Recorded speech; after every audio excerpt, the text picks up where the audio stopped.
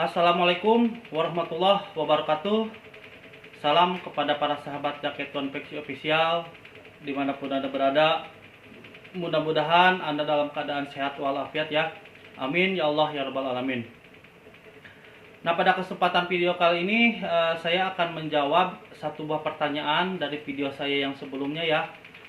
Kurang lebih pertanyaannya seperti ini. Jadi ada orang yang baru memulai konveksi tapi dia bingung cara menggaji karyawan konveksi itu seperti apa.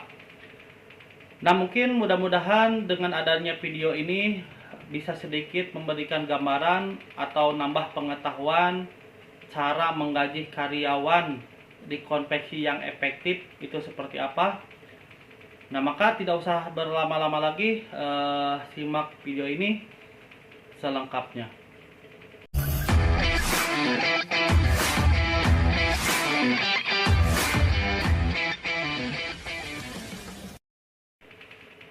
Nah, itu ya teman-teman, pertanyaannya kurang lebih seperti itu.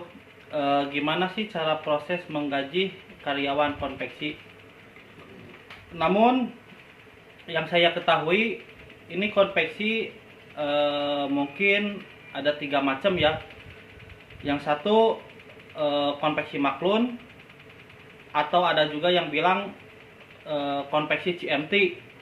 Ada juga konveksi by order. Apa itu konveksi by order?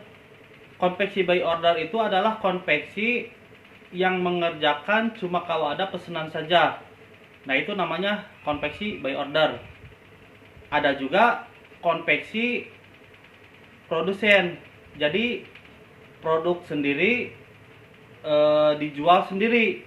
Nah, itu adalah konveksi promosian. Nah, mungkin ini dari konveksi 3 ini cara menggaji karyawannya itu bisa saja berbeda-beda ya. Kita contohkan saja, misalnya konveksi CMT atau konveksi maklun. Apa itu konveksi maklun? Nah, konveksi maklun ini adalah konveksi yang mengerjakan punya orang. Misalnya dia cuma menerima jasa jahit sama packing, atau misalnya ada juga jasa jahit doang. Nah, ada juga yang dari motong sampai jahit sampai packing, itu pun ada yang sistemnya seperti itu. Nah, contoh kalau misalnya konveksi CMT ini tuh cuma mengerjakan jahit doang. Nah, untuk menggaji karyawannya sistemnya seperti ini.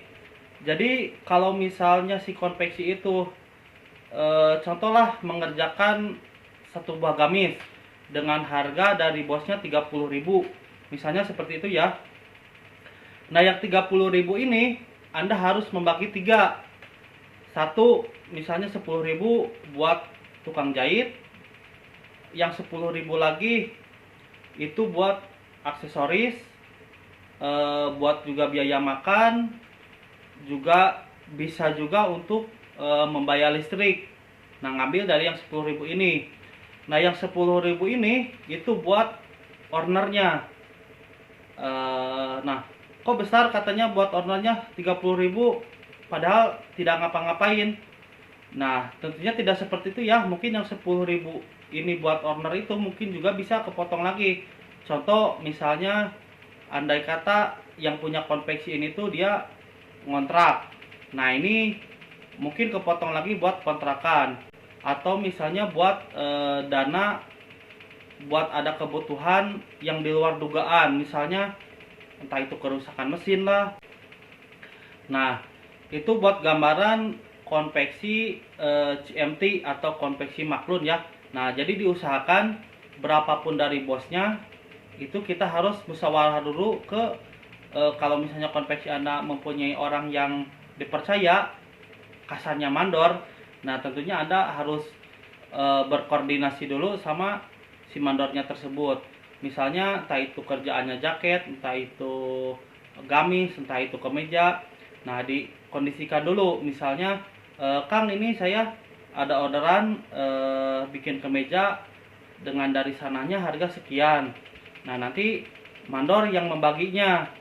Misalnya buat ke tukang jahitnya berapa, buat biaya ke ownernya berapa. untuk biaya aksesoris dan biaya makan berapa. Nah, kurang lebih seperti itu ya kalau konveksi di bidang maklun atau konveksi di bidang CMT. Yang kedua adalah konveksi by order. Nah, ini tentunya juga bisa berbeda hitungannya dalam menggaji karyawan sama CMT tadi. Nah, kalau konveksi by order, nah kita tentukan dulu. Misalnya si konsumen dia memesannya berapa, dengan budget berapa, misalnya dari 90 sampai 100 lah misalnya dia order kemeja ya. Nah, kita yang 90.000 ini tuh hitung dulu untuk bahan baku berapa, misalnya entah itu buat bordir berapa. Biasanya kalau kemeja borongan itu suka ada bordir atau sablon, tapi kebanyakan bordir ya. Nah, itu kita harus hitung dulu untuk biaya bahan berapa, untuk bordir berapa, untuk benang dan aksesoris berapa. Nah, misalnya taruh untuk HPP bikin kemeja ini belum dihitung ongkos jahit ya, misalnya 40.000. Nah, tinggal nanti si owner hitung ini kira-kira cocoknya berapa nih lebihnya.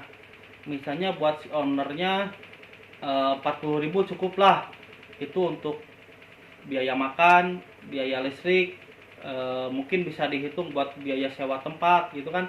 Nah, yang 20.000 ini buat upah tukang jahit.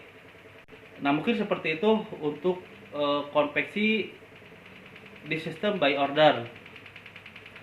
Nah, gimana kalau sistem cara menggaji karyawan konveksinya tuh dia bikin produk sendiri, dijual sendiri.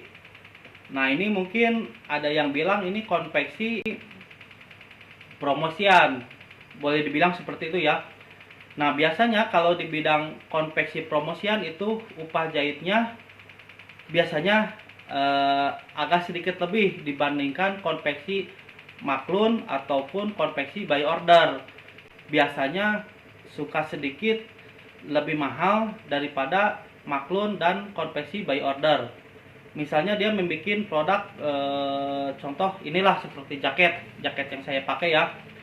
Ini misalnya biaya operasional untuk bahan baku, untuk aksesoris kita taruh misalnya 100.000 misal ya, ini misalnya seperti itu. Nah, kita jual dengan harga 200.000 misalnya seperti itu ya. Nah, buat si owner itu kan ada 100.000, tapi kalau biasanya kalau di konveksi promosian itu suka ada biaya, entah itu biaya promosi lah gitu kan, entah itu biaya yang tidak terduga, itu biasanya suka ada seperti itu. Nah, tinggal kita hitung dari misalnya buat ownernya 100.000. Nah, kita tinggal hitung berapa pantasnya kita mengasih ke upah tukang jahit. Misalnya kita cukuplah mengambil untung 50.000 atau 60.000. Nah, untuk upah tukang jahit misalnya kita taruh 30.000 lah per jaket. Nah, mungkin bisa seperti itu ya kalau misalnya konveksinya di bidang konveksi promosian. Nah, jadi pembahasan kali ini mungkin segitu dulu ya. Sudah kita bisa simpulkan, mungkin sedikit Anda sudah punya gambaran, oh ternyata konveksi CMT seperti apa, konveksi by order itu harus gimana, dan konveksi promosian itu seperti apa. Nah, mudah-mudahan ini sedikit membantu ya bagi Anda yang baru mau memulai konveksi, atau misalnya Anda baru berkeinginan di bidang konveksi. Nah, untuk sedikit gambaran upah jahit kita itu kurang lebih seperti itu ya. Nah, mungkin ini sedikit pengalaman dari saya. Mungkin Anda boleh setuju dan juga boleh tidak setuju ya, karena tentunya setiap pengalaman itu tentunya berbeda-beda. Nah, terima kasih bagi Anda yang sudah menonton dari awal sampai akhir. Mudah-mudahan video ini bermanfaat bagi Anda semua. Dan bagi Anda yang baru menemukan channel ini, kami minta dukungannya untuk meng-subscribe dan men-like, juga meng-share video saya ini, supaya saya lebih semangat dalam membuatkan video selanjutnya. Dan tentunya Anda juga biar tidak ketinggalan bila nanti ada video dari terbaru dari kami ya. Nah, mungkin sekian dulu dari saya. Wabillahi taufiq wal hidayah. Wassalamualaikum warahmatullahi wabarakatuh.